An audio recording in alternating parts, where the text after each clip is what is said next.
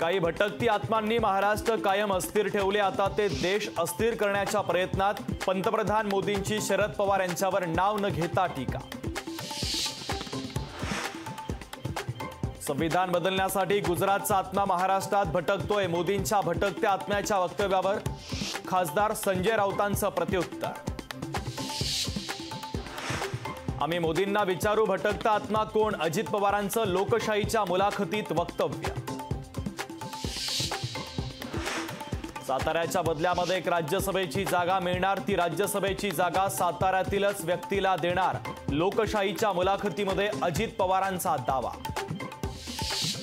शिवसेनेकडून उत्तर पश्चिम मुंबईमध्ये अखेर रवींद्र वायकरांनाच उमेदवारी। अमोल कीर्तीकर विरुद्ध रवींद्र वायकर यांच्यामध्ये होणार थेट सामना।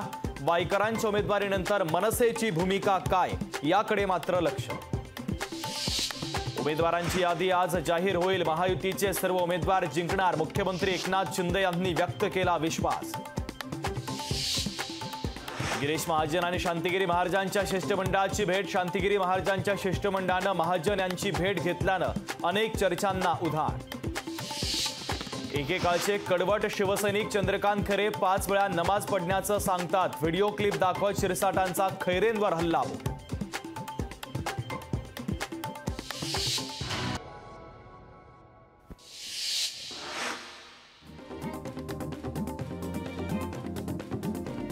शिवसेना उद्धव बाळासाहेब ठाकरे पक्षातील पदाधिकारी शिवसेनेमध्ये प्रवेश करण्याची शक्यता। वैशाली दरेकरांना उमेदवारी जाहीर होताच शिवसेना उद्धव बाळासाहेब ठाकरे पक्षात नाराजी। मराठा समाजातील बांधवांना अडवली प्रकाश सोळंकेंची कार, तर गाडी अडवत एक मराठा लाख मराठा अशा दिल्या घोषणा। वर्ध्यामध्ये रात्री गोळीबाराचा थरार। चुलत भावावर झाडली गोळी, तर आरोपीला पोलिसांनी घेतलं ताब्यात। उत्तर मुंबईतील महायुतीचे उमेदवार पियुष गोयल यांनी दाखल केला आपला उमेदवारी अर्ज, तर राम नाईक आशिष शेलारांच्या उपस्थितीमध्ये दाखल केला उमेदवारी अर्ज। भिवंडीचे भाजपचे उमेदवार कपिल पाटलांकडे 12 कोटी 31 लाखांची संपत्ती, तर कपिल पाटलांच्या संपत्तीमध्ये 5 वर्षात 5 कोटींची वाढ। छत्रपती संभाजीनगरमध्ये 44 पैकी 7 उमेदवारांनी अर्ज घेतले मागे। आता छत्रपती संभाजीनगरमधून 37 उमेदवार लोकसभा निवडणुकीच्या रिंगणात। मराठवाडा विद्यापीठामध्ये पीएफ घोटाळा। विद्यापीठातील 371 कर्मचाऱ्यांच्या पीएफचे 2.85 कोटी रुपये गायब।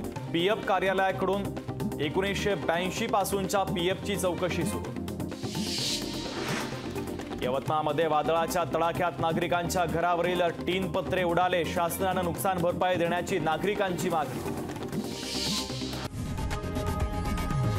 लोकशाही मराठी ऐका, पहा, जागरूक रहा।